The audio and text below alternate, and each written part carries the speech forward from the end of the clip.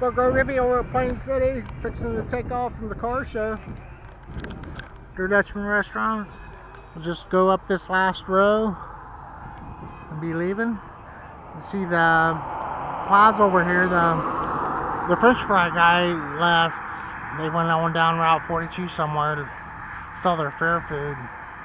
And that grocery store went out of business. And in our farm market, there's been such turmoil in business due to the government and all this regulation that, you know, life's tough enough. The guy who owns the farm market had a heart attack. She's lucky to still be alive.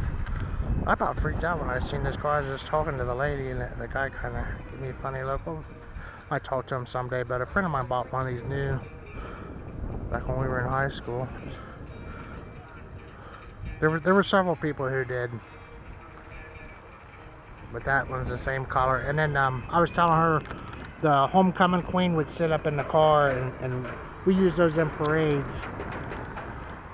And there's old Z cars. A 454 Chevelle. Interesting. A police car, a pursuit package. That's what you have to really work your ass off to clean a car up.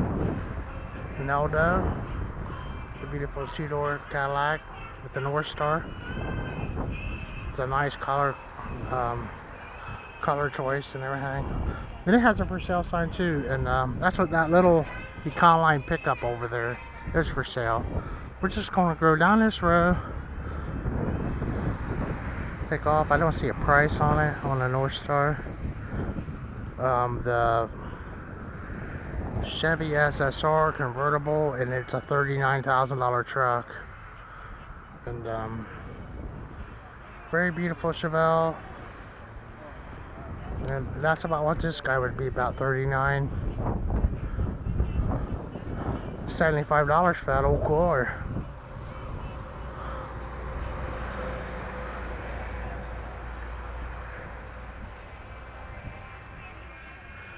And then these Corvettes, when they were new in 1964, and you drove out down the road, they thought you was in a spaceship. They were like, I never seen anything like that before. That was 55 years ago, 56 years ago. And then it was so advanced. And I think the best car here today is, there's a Grand Sport Corvette on the other side of the fence. I think that's my favorite car. I've never seen one. I don't know what it is, but it was a new Corvette, and it said Grand Sport Edition. It was blue. It'd be a long shot, but see, this has that big block 383 engine in it, Magnum. So we had a Corvette exactly like that one, and then that blue one's over there, Grand Sport. Fabulous summer day out here, and this guy has his fixed up beautiful. A nice Firebird, to say the least. But yeah, this car, and I mean that 50s vet had, or 64 had the looks, but these cars are so advanced in technology. That new mid-engine one is really something. They say that every one that they sell, they lose $10,000, which I don't believe it, but. And that's why they can only build so many there in Kentucky. These were sort of grocery getters, but they were two-door, and now it's a muscle car. And there was packages with the bigger engines and stuff, but there's a lot of school teachers that had those. That's a 66 here, so. Yeah, you had the Corvette and the Camaro, and the Chevelle was kind of like the grocery getter in the lineup. Intentionally intended, purpose. It's pretty cool to talk to some of the General Motors workers, and the engines have a life cycle, and Oh, I forget what we were talking. Oh, on a Corvette. That how much money or they make or lose when they make one. There's somebody figuring all that out. Somebody in the office, and they have a plan when they build a car. It's pretty cool how they do it, and the people who decide it, research and development and all that, engineers. This was the everyman's car back, everyday man's car right there, and you had one that you drove, and then you had 3 more of them in your yard for parts, and you just drive them for decades.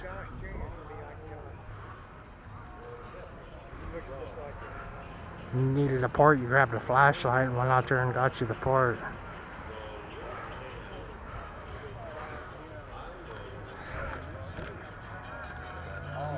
Everybody planning on what they're doing for the weekend on Thursday evening.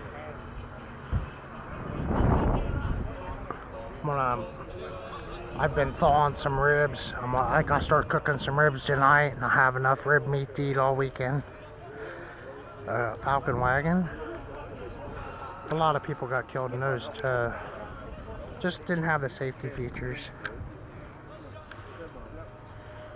Yeah, you bit the ditch in one of them, you were done.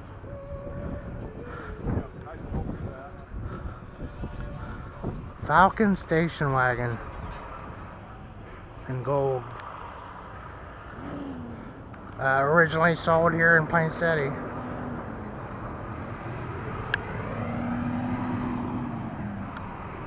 So their dealership is right over here. It's called an airport. It's a nice truck. Farmer's truck. Everybody's got a light they got on top of blinks. So what's this car? MX-5 Mazda. And then there's talk about Mazda bringing out the rotary engine again. And I noticed this guy coming in. He's got a Mini Cooper, or somebody's got one. Very cute. 1969. They might have did Alaska in this car when they bought it. Slept in the back, going to Alaska. I think that one was built in Detroit, here at the Wixom or Woodhaven plant. Maybe. Very interesting engine compartment. I mean, these cars. Do what? I said you must be the man from Fox News. Yes. Want my autograph?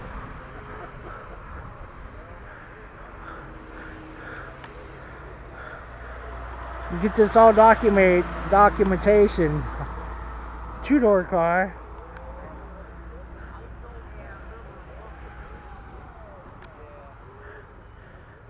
$1977. Oh my gosh. Yeah, they came out in '59. Yeah, okay. You said the first year was 59, and they kind of kept it the same. Oh yeah. Well, they were made up through 2000. They didn't bring them into this country, but they were actually in production. You said 2000. Yeah, and then the new one's different. Yeah. A very non-PC automobile to have. Full wood interior. Yeah. Well then, These are the cars that started the front-wheel drive revolution. You think so? It's the Mini that started the front-wheel drive revolution. Okay. And with the transverse engine, this is the car that started the whole thing. And then is this a British? Where it's not standard or metric, it's British on the sizing, yes. Yeah, it's pretty standard. There's some motorcycles like that. Yeah, that's an exciting automobile. Mahogany dashboard. Yeah, he said yes. And the one pipe coming out here. We got a couple cool roadsters to look at next to this guy. Check out the mahogany dash. I wonder if the mahogany was from the US and then shipped over there.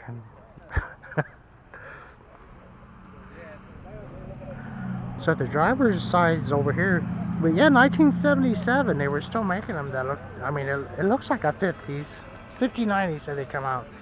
And instead of putting a radiator in the front, they decided to put it over here. And that's what Japanese were doing. They were just like putting stuff in the weirdest spots. Thanks. This one has AC, but the bucket roadster over there has a Y block engine. Now this one here looks like an Amish buggy, and I was just talking to the guy. You don't see the Amish running their horses down the street here anymore. They all moved away. And the Amish that live here, they have Peterbilts and stuff. So there are tons of Amish with horses in Ohio, though.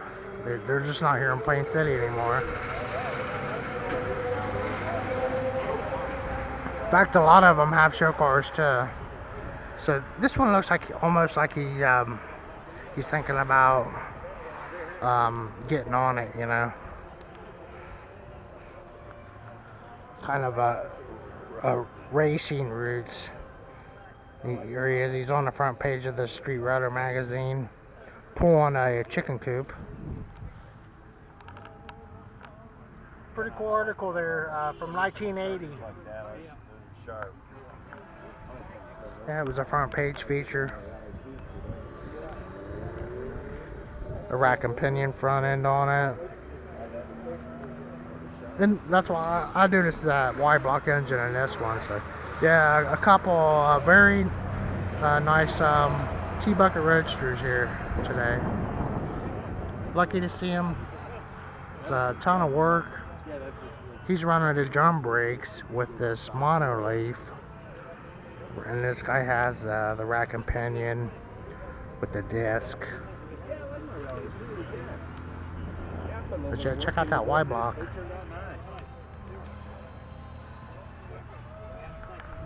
And a Vertex Magneto versus a distributor. And then he has these those are coilover shocks. And yeah, there's no leaf spring on that. That's like a Jagster type of a rear end on this one.